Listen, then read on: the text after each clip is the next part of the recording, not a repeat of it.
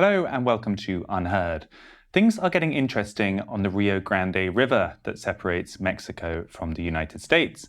In December alone, Border Patrol agents processed 70,000 migrants and asylum seekers who crossed into American soil. In response, Texas Governor Greg Abbott ordered the National Guard to fortify the border, and convoys of self-described patriots, Christian nationalists, and other activists have arrived to support the efforts of the governor, a kind of citizen army intent on defending America's borders. Journalist Ioan Grillo is no stranger to the tensions on this border. For many years, he has been investigating Latin American drug cartels and recently got up close with human traffickers, ransom victims, and criminal gangs for a special dispatch for UnHerd. He's just returned from the Rio Grande and he joins us live from Mexico City, where he lives, to tell us what he witnessed. Welcome. Hi, Freddie. Good to be here. So you got back a couple of days ago. Give us the update. What is the mood on the Mexican side of the border? Because we hear quite a lot about the American side. What's it like living right up there on the Mexican side? When we talk about the Mexico-US border, it's 2,000 miles long with a lot of different places with desert and with the river and so forth. And I went to Piedras Negras, a city on the Mexican side, opposite the Texan city of Eagle Pass. And that Eagle Pass has been a bit of a ground zero in the current debates, fights over the border. This is where was one of the biggest crossing points for migrants going over. And this is where the Texan governor took over a park, Shelby Park, and had got the Texan National Guard soldiers to fortify that with barbed wire, barricades, and where a lot of the convoy of Take Our Border Back convoy went down there to try and support these efforts.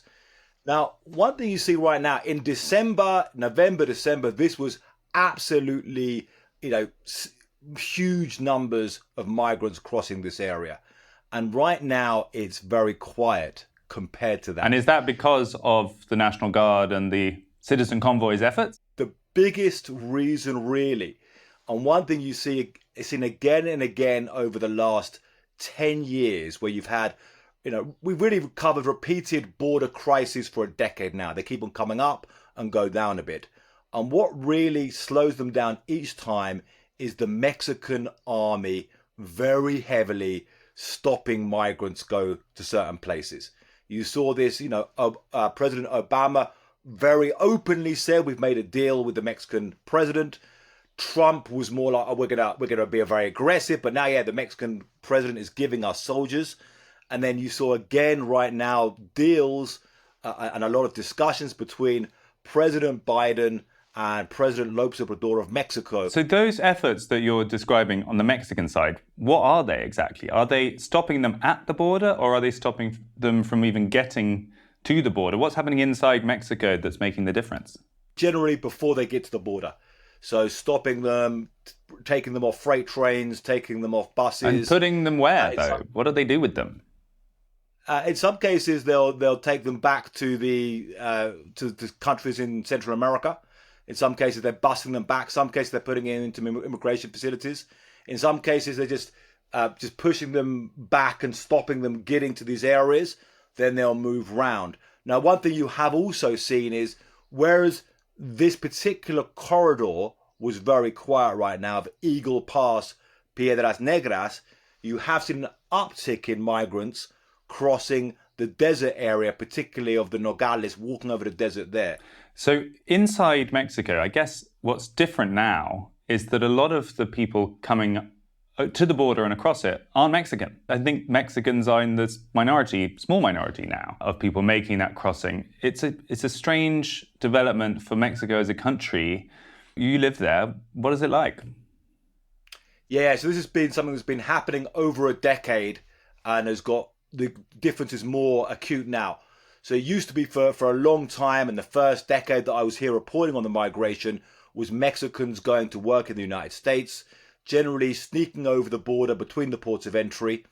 And then from 2014, you started seeing this big shift, first to Central Americans, and then to South Americans, and then really the whole world. This is not completely new. There's been, for some years, Chinese nationals found on the southern border. as well as people from, from across the world. You now have the smuggling networks, which are they call them the polleros, the chicken herders or the coyotes. They're really linked and global networks now. So they'll have groups of Chinese people will be able to link up to people in Mexico and say, okay, we've got some people we want to move over here, and they can move them that way. And I think that's what's really happening. As it becomes popular, it becomes it becomes bigger and bigger and bigger. So we see these biggest numbers ever overall in 2023, and it could just carry on getting bigger and bigger with people from around the globe. This is where it kind of dovetails with your earlier work with the cartels, doesn't it? Because as you describe in your most recent piece, the cartels on the Mexican side pretty much control the border and are involved deeply in the people smuggling. Tell us about that. How does that work? If you go back, say, to the 1980s, then you had people smugglers then, and they would simply be somebody you go up, arrive at the border post, and you pay like $200, and they'd sneak you over the border in the back of a truck or find you a place, in the fence, and you'd sneak over. Gradually, as you've had more defenses on the border and more demand, these have become bigger and bigger organizations, and the very violent drug cartels have taken over. So now the prices that I was hearing right now on this trip from Central America is like $15,000 for somebody to go. Now that's to go from a village in Honduras maybe right to Chicago. Right from there, from Piedras Negras, for people who could pay, it was like $8,000 to pay human smugglers to cross and get in. And what are they paying for? So now one of the things they're paying, as well as the guarantee to get to the place, to the transport through, they're really paying protection from the cartels themselves and from this kidnapping. Now, I was at the hostel in Piedras Negras, which is right next to the border. Although there was not a lot of movement on the river, as there was all the TV cameras and politicians and soldiers there was still a lot of people at the hostel planning trips over. And a lot of them had come out of recent kidnapping. One guy who just arrived was from Cuba and had been in a taxi, and the taxi had handed him into the gangsters, who held him, and they got his family in Cuba to send $2,000. I mean, that's all they could get from him, $2,000 for his release. And they're doing this again and again and again. So these cartels are kind of they've got two revenue streams here. They're kidnapping and preying on these people as they're moving up to Central America. And then if you want to not be kidnapped, you can pay them to take you all the way, and they'll charge you again. Yeah, exactly. And also sometimes the people who are paying, they'll go through better routes. Sometimes even pay more. You can go through tunnels under the border. There's people who are going over in false documents. There's people who are going in boats around still. There's still many ways they're going across there. Now, about the kidnapping, and it's very, very brutal, and you have people sometimes who are held in these places and beaten quite badly. And one of the tragedies is these are some of the poorest people in the, very poor and desperate people who are then being kidnapped. So they're preying on them. Now, $2,000-$3,000 might not seem a lot, but they're doing it on an industrial scale. When you have this huge number of people going there, there's enormous amounts of targets for them to kidnap. What about on the US side then? Because there's been a lot of talk about, obviously, the National Guard, the state of Texas defending its own frontiers for the first time because the federal government haven't been doing it properly. And then these citizen convoys. What are they trying to do, and what impact are they having? One of the things is that they still have this issue of asylum, and many people now are able to claim asylum. So if the way they're seeing it, the way people are seeing it is, they're from the Mexican side. When they're about to cross, they can try and apply for asylum and go through a difficult, computer process on the computer, and often not get an appointment, or they simply cross into the United States and say, I want to claim asylum here. And they are being accepted in very, very big numbers. So because of that huge magnet, people are continuing to cross. And whereas the Trump administration, the Biden administration, they're making it more difficult for asylum, the asylum law is still there and is still intact. And that's a huge magnet that's pulling people. Although we read that there's this big standoff, almost a clash between the Texas troops and the federal troops, you observed them getting on pretty well. Tell us about that. It's a very hot topic in the United States, this idea of federal power, state power. Could there be a new civil war in the United States? And this almost seemed like a first action in that. The Texas is going to take over the border from the federal government. First, you've had Texan National Guard being involved in the border for some years. It's not completely new, this at all. Then you have on the ground, they say, well, we're not going to allow Border Patrol into the park, but they're actually cooperating and working together. What about the citizen army? Did you see them pitching in as well?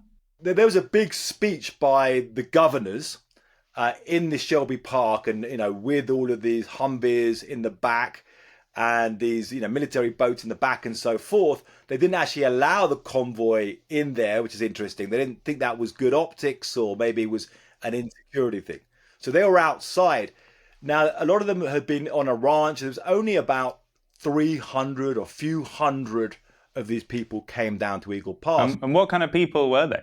Retired airline mechanic and his wife, retired school teacher, had come on their camper from Florida, and they picked up some other people, and they're all, talking, saying we're all good Christians, and they were all in quite a kind of festive spirit there. A few people had guns, but I didn't see them use. I didn't see them making any kind of difference or actual effort in this.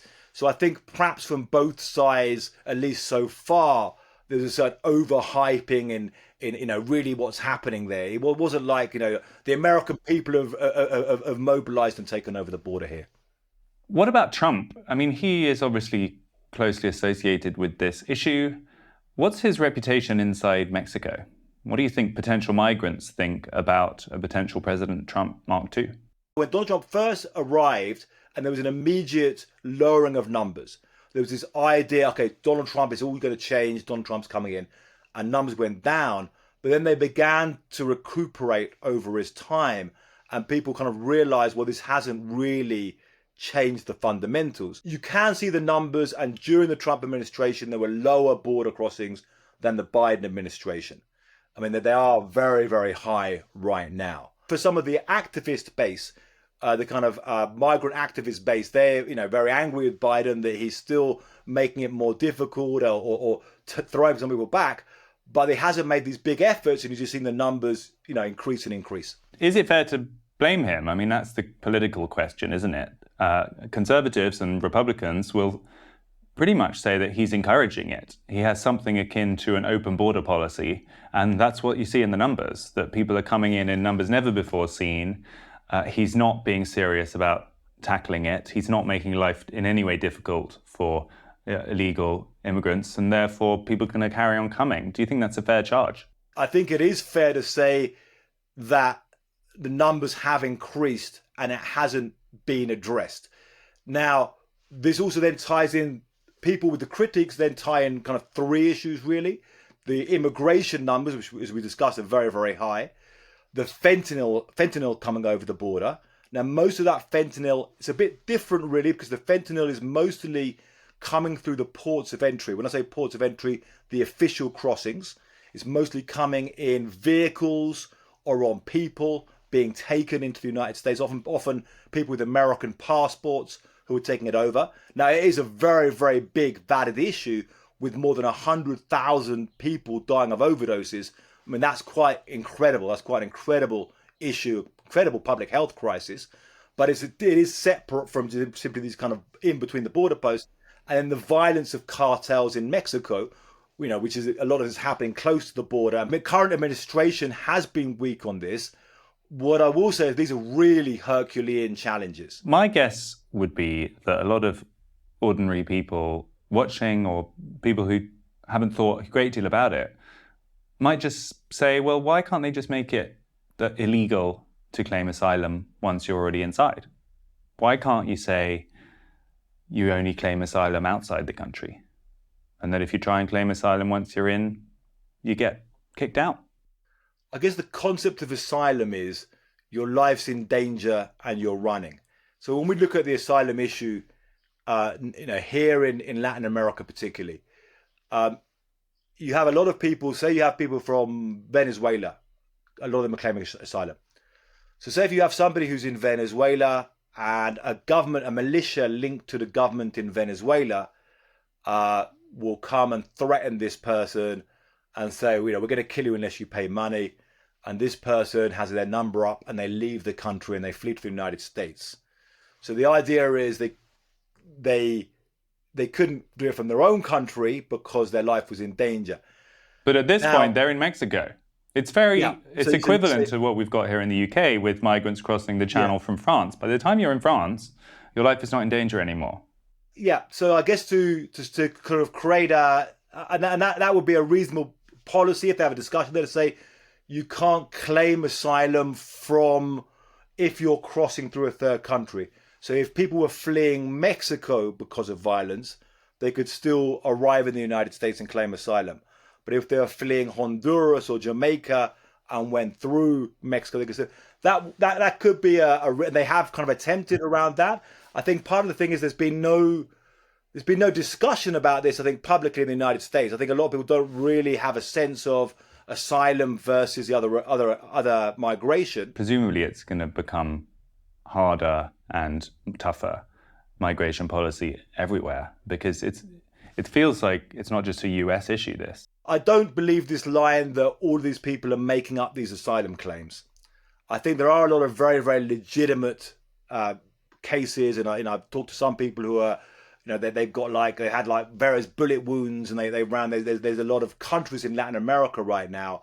We have a situation with this organized crime working with corrupt elements of the states who are really going after people, and people are fleeing that. So I think many of the claims are legitimate. Not every single one, but many of the claims are legitimate. The thing is, I think with the vast numbers, or a lot of these laws were kept in place for a long time because they were tended to be with smaller numbers of kind of high profile political prisoners and so forth. And now it's become big mass numbers. And you can't move the entire population of South America to North America, nor Africa to Europe. Yeah. So something has to change. The numbers are very big. However, I have been surprised covering this, and you say it seems logical that the United States would change asylum and so forth. I have seen covering this that there hasn't been, despite the border being a really big issue in the United States for some years, there hasn't really been this discussion over, okay, what's the asylum law itself?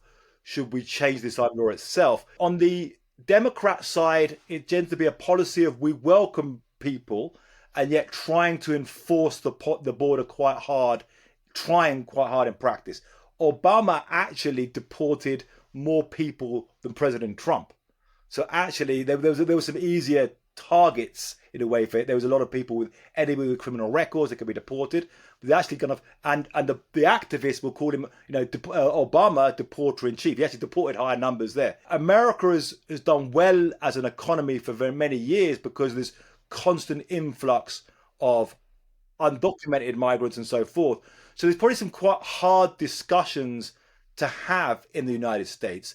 And around the border, we don't really see that. And I think we can say that from either side. And I was talking on the border there, I was talking with a couple of people who came down who were more kind of hard-line border security kind of sympathizers. But they were saying, seeing the reality on the border, you see this kind of farce on both sides. And you see how the Republicans also have an incentive structure to keep this problem in place, because what are the Republicans running on exactly in 2024? The border is what they're running on. Final question for you, Ioan. I'm curious, in Mexico City, where you live, is it the same as other cities where sort of liberal-minded, more educated people are basically pro-migration and less educated, poorer people are less enthusiastic about it? Or how does it work inside Mexico where there's this huge dominant sense of the country to the north where so many people want to go?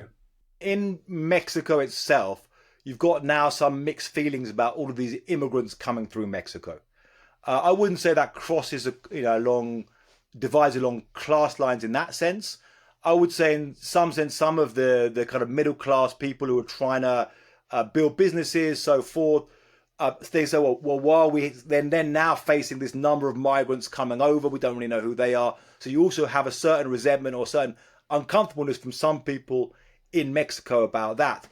You also then in Mexico City now have a big influx of Americans and wealthy Americans coming to the nicer neighborhoods of Mexico City. Mexico City is actually, despite the incredible violence in parts of Mexico, Mexico City is relatively low in terms of violence and is a really nice place in certain neighborhoods. So you've got a lot of digital nomads, a lot of Americans coming down. So there's also a certain resentment among people in Mexico, including among middle-class Mexicans, about, oh, how come my rent's going up? Because now I'm competing with Americans who are digital nomads. And then still among a lot of poor people in Mexico, this aspiration to go to the United States and to work. Now that actually, with all of this trafficking business in these cartels, is becoming more difficult for a lot of Mexicans because the prices now, $10,000, so forth, to try and pay for the cartels, pay for the human smugglers to take you over.